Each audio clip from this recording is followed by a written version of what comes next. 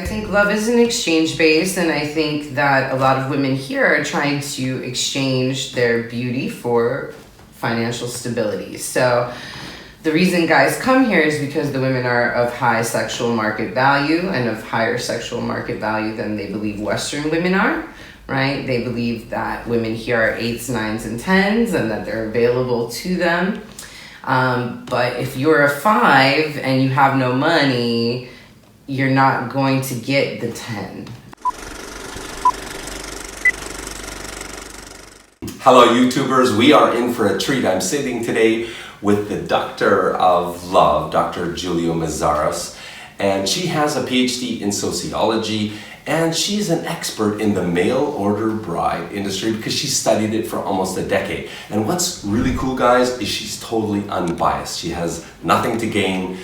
She's got a lot of research papers in the space. So you're going to get the straight goods straight up from Julia today. Welcome, Julia. Thank you for having me, Joe. I appreciate it. And I hope the viewers will learn something today. Oh, I'm sure they will. You've got a lot of gold nuggets to share. So what makes you an expert in this space? Maybe a bit on your credentials. Sure. I have a PhD in sociology, as you mentioned. I've been studying this industry for the past decade. I followed 3 romance tours with a foreign affair in Colombia, Ukraine, and the Philippines. I've also attended 4 iDate conferences, so I have a bit of an idea of how the industry works in general, not just a foreign affair, but also matchmakers and smaller agencies. So, Julia, right out of the gate, let me cut to the chase and ask you, you've been on romance tours in Ukraine, Colombia, and Philippines. Correct. So let's go one country at a time, and can you share with us why are some guys successful, and would you say most are not, or what? I would say most are not successful. Most men do not have the time to put into this industry. A lot of the men don't have the financial capabilities of pursuing these relationships long term. I think a lot of guys that come here for a week and think that immediately they'll find the one without having to ever come back and spend time with the woman, and that's a huge mistake. If you can only come once a year, it's really hard to maintain a relationship long distance in that kind of way. And so that's the biggest mistake I see a lot of guys making, is thinking that it's going to be quick and easy. And just like any relationship, you have to cultivate it over time. Yeah, you have to put in the work. There's no shortcuts to a good, serious relationship. Correct. There's definitely no shortcuts. To a love-based relationship. Okay. So let's take it one country at a time, if we may. Maybe let's start with Ukraine. Since we're here. Since we're here.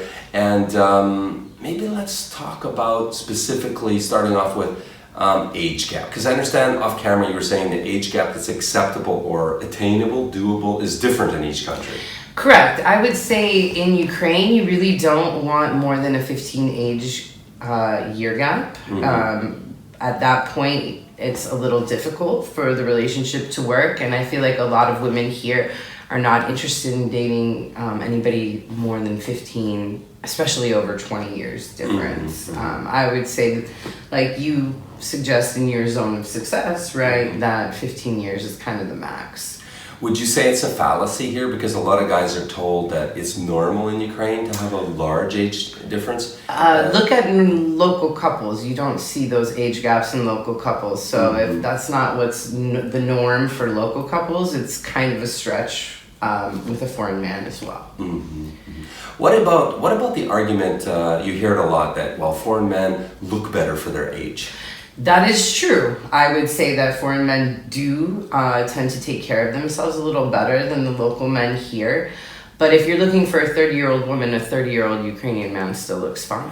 Mm-hmm. Mm-hmm. Right? Yeah. So if you're looking for someone in their 40s, yeah, the Western man will definitely look better than the Ukrainian man, probably in his 40s. But in his early 30s or 20s, no, they're probably similar. Okay. So next country, which one do you want to pick? Colombia, I would say, is similar to Ukraine in the sense that you don't really want more than a 15 age year gap. Most local couples don't resemble that in Colombia either. And most women there want someone within 15 years. They don't want somebody too much older. Mm-hmm. However, the Philippines is completely different. You can have a 40-year age gap, and that's okay there. when you walk around the malls in the Philippines, you see 60-year-old men with 20-year-old women, and nobody bats an eye. So but that's only with foreigners. If you look at local Philippine couples, 10 years max. But with a foreign guy, 30, 40 years is much more acceptable. Okay, so let's cut to the chase. In Ukraine also, I've seen, typically tops out at 10-year age gap for local. For local to couples. Ukrainian. And Yes. you said Colombia, same thing. Yes. 10-year local to local. And even in the Philippines. So what's up with the Philippines? How come a 60-year-old guy can be with a 20-year-old girl? Well, I mean, to be a little frank, I feel that the Philippines is in a much more dire financial situation. Mm-hmm. I think it's important to remember that a large population of Filipino women migrate every year abroad to work as nurses, domestics, etc., all over the world. And so they're already on the move, and they don't look at migration as being a weird thing there.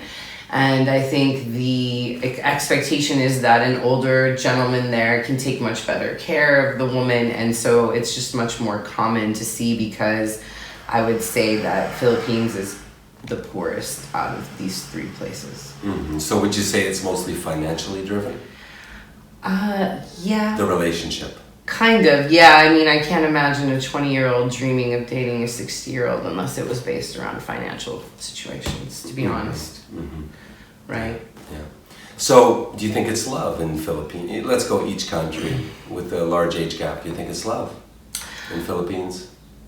I think it can grow to be affectionate and companionate love. Do I think it's passionate, sexually based love? No. Do I think it can be a companionate where I love you for taking care of me and giving me a better life, and I can be loyal to you for that, and that kind of love? Yes. Do I think that that's the man of her dreams that she envisioned since she was a child? Probably not. Mm-hmm. Is that the guy she would pick if he didn't have more money? Probably not. Mm-hmm. And I would say the same in any situation, honestly, where you're talking about more than a 15-year age gap. Women aren't trying to date a poor older man. They're trying to date someone with some sort of stability. So we've taken a pretty downward slope on the age gap thing. Just to put in my two bits, I see here that, it's cultural that ladies want a strong man. They want somebody to take care of them in the family. And if they're looking for some time and they can't find a Ukrainian man that suits that bill, they want the guy for love and marriage and family. And if they can't find somebody that they can be happy with, then I think they start thinking more creatively. Okay, well, maybe there's a man in another country. Do you think it's a lack of men, for example, in Ukraine, or a lack of quality men? Probably a lack of quality men available to them. I think for a lot of women who have children or who are over 30, a lot of local men aren't interested in dating them. So I think their options are limited in terms of who they can access and what kind of guys they want. So I think especially women over 30, women with children tend to look at Western men as being more open to raising another man's child, more open to dating someone over 30 and marrying someone over 30. So I think that's part of it, definitely. Lack of quality men. Mm-hmm. And I think, of course, as a woman, I just want to say, it's no woman's dream to marry a man that's poorer than her in any country. Mm-hmm. So the whole hypergamy thing. I mean, women are always wanting to marry up in social status. Correct. Financial status. And that has been the expectation for centuries. It has. And let's talk about hypergamy for a moment then. What's the man's equivalent of hypergamy? Hypergamy in looks.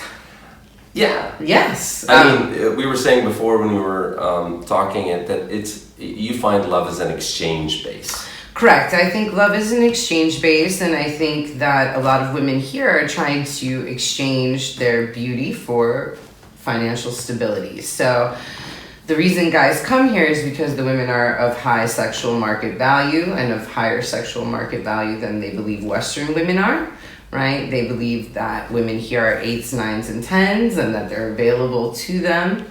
But if you're a 5 and you have no money, you're not going to get the 10.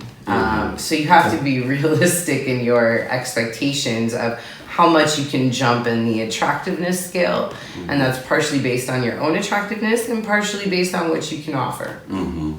Yeah, I think well said. And so what is your suggestion in terms of if you're, how many can you plus? If you're a 5, you can plus up to a 7. No more than that. So 2 points in Ukraine, right? Correct, correct. Unless you're very wealthy, then maybe more. Right. But if you're a normal guy with a normal salary, who's successful, not poor, but, comfortable, then 2 is a comfortable.